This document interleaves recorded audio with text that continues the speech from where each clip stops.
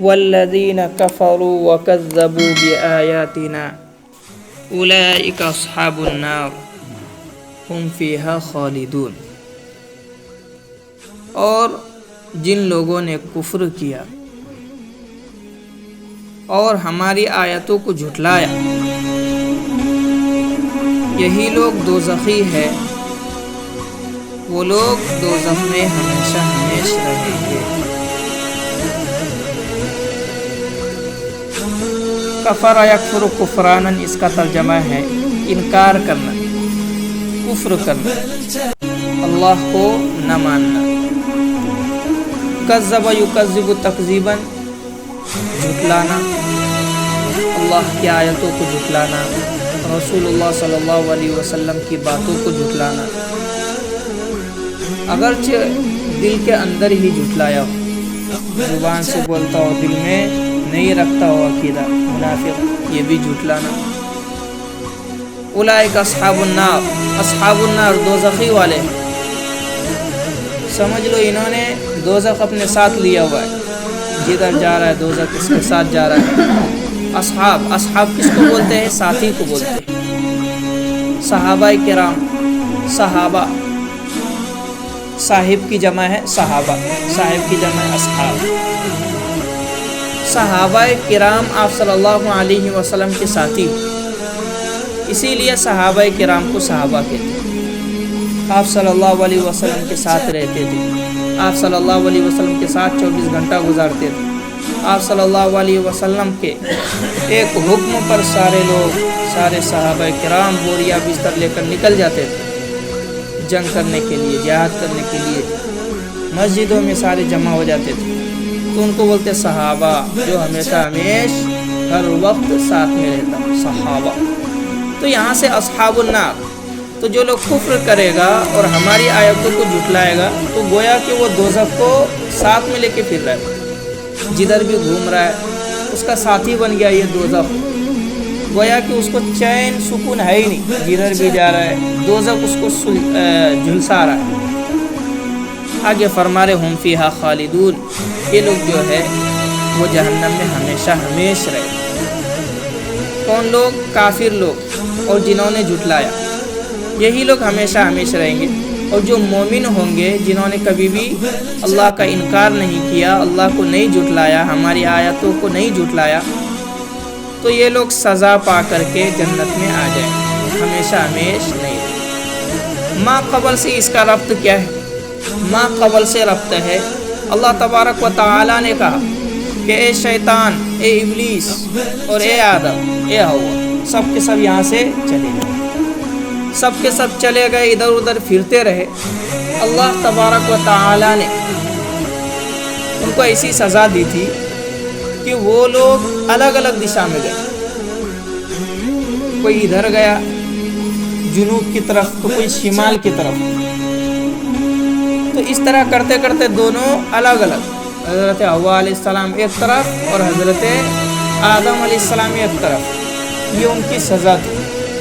پھر وہ لوگ ملتے ملتے ان کو کئی سال لگ گئے، کئی 100 سال لگ گئے ملتے ملتے، پھر آخر میں جا کر ملے، کہاں پہ ملے؟ مکہ میں، مکہ میں ملے، کعبہ میں ملے، پھر دونوں چمٹ گئے، پھر دونوں نے مل کر اللہ سے دعا کی، اللہ تبارک و تعالی نے دونوں کی دعا قبول فرمائی، اور پھر کہا فَإِمَّا يَأْتِيَنَّكُم مِّنِّي هُدًى، سنو سنو میں نے تمہاری توبہ قبول کر لی ہے، اب اگر تمہارے پاس میری طرف سے کوئی ہدایت آئے، کوئی رہنمائی آئے، کوئی راستہ میں بتاؤں، فَمَن تَبِعَ هُدَايَ، تو جو میری اتباع کرے گا، میں جو بتاؤں گا، جو اس باتوں پر چلے گا، فَلَا خَوْفٌ عَلَيْهِمْ، تو ان کے اوپر کوئی ڈر نہیں ہے، ان کے اوپر اب کوئی ڈر نہیں ہوگا، وَلَا هُمْ يَحْزَنُونَ، اور نہ وہ غمزدہ ہوں گے۔ اصل میں یہ جو لفظ ہے نا، اس لفظ کو لانے کا مطلب اور مقصد یہی ہے کہ ہم لوگ بھی اس طرح سوچ سکتے نا کہ جس طرح حضرت آدم علیہ السلام جنت میں گئے اور انہوں نے ایک گناہ کر لیا، انہوں نے غلطی کر لی، ان سے غلطی ہو گئی، خطا ہو گئی، تو وہ دنیا میں آ گئے، تو ہم لوگ بھی گئے اور ہم سے بھی غلطی ہو گئی جنت میں اور خطا ہو گئی، تو ہم بھی پھر سے تو دنیا میں آ جائیں گے نا۔ تو اس کے لیے یہاں کہا کہ نہیں، فلا خوف علیہم، ڈرنے کی کوئی بات نہیں ہے، ولا هم يحزنون، اور गमज़दा होने की कोई बात नहीं है। वल्लज़ीना कफ़रू, आगे फरमा रहे जो इनकार करेगा मेरी बातों का और हमारी आयतों को झुटलाएगा तो यही लोग दोज़खी है, इन्हें हम दोज़ख में डालेंगे, जहन्नम में डालेंगे। हुम फ़ीहा खालिदून, फिर उससे नहीं निकालेंगे, ये लोग हमेशा हमेश रहेगा। जिस तरह ईमान वाले हमेशा हमेश जन्नत में रहेंगे, इसी तरह बग़ैर ईमान वाले हमेशा हमेश जहन्नम में रहेंगे। आगे से 3 पौ के अंदर हज़रत मूसा अलैहिस्सलाम की कौम का तज़किरा है। मूसा अलैहिस्सलाम की पूरी ज़िंदगी, मूसा अलैहिस्सलाम पैदा हुए, है ना, मूसा अलैहिस्सलाम पर अल्लाह का एहसान हुआ। मूसा अलैहिस्सलाम की कौम को अल्लाह ताला ने किस तरह फ़िरऔन से नजात दिया, उसके लिए मूसा अलैहिस्सलाम ने क्या क्या तदबीरें इख्तियार की। फिर मूसा अलैहिस्सलाम की कौम कितनी टेढ़ी थी कि उनको बार बार पीछे से डंडा लेकर मारना पड़ता था। कभी उनके ऊपर पहाड़ों को बोल देता था कि चल जल्दी बोल के अल्लाह को मानता हूँ वरना तुझे दवाई दूँगा। पहाड़ों को ऊपर पे ला करके उसको डराता था। कभी तो उनके ऊपर खून मुसल्लत कर दिया कि खून की बारिशें होने लगी। कभी फिर मूसा अलैहिस्सलाम की कौम पर खटमल मुसल्लत कर दिया, जहाँ भी खाता था खाना ही खटमल बन जाता था, पानी खटमल बन जाता था। इस तरह उनको आज़ाबी हुई। तो उसका तज़किरा यहाँ से चलेगा। उसके बाद क़िबला का तज़किरा है। मूसा अलैहिस्सलाम के ख़त्म होने के बाद इब्राहीम अलैहिस्सलाम आए।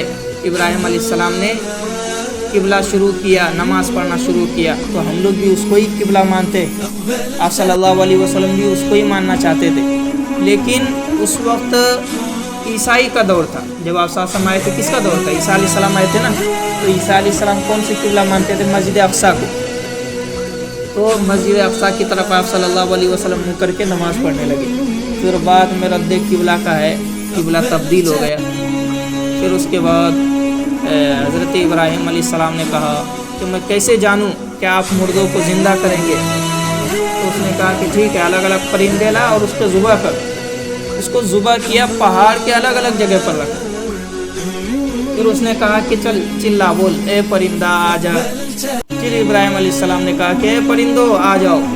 तो जितने इधर उधर परिंदे थे ना, सारे परिंदे जिसको ज़ुबह करके अगर टुकड़ा इधर उधर बिखेर दिया था, सारे जमा करके हज़रत इब्राहीम अलैहिस्सलाम के पास आ गए। तो हज़रत इब्राहीम अलैहिस्सलाम ने कहा कि हाँ, मुझे अब इत्मीनान हो गया। यकीन तो था पहले से, लेकिन अब इत्मीनान हो गया है कि आप मुर्दों को इस तरह ज़िंदा करें। फिर उसके बाद बड़ा कर्ज़ और सूद का मसला है सूरह बक़रा के आखिर में।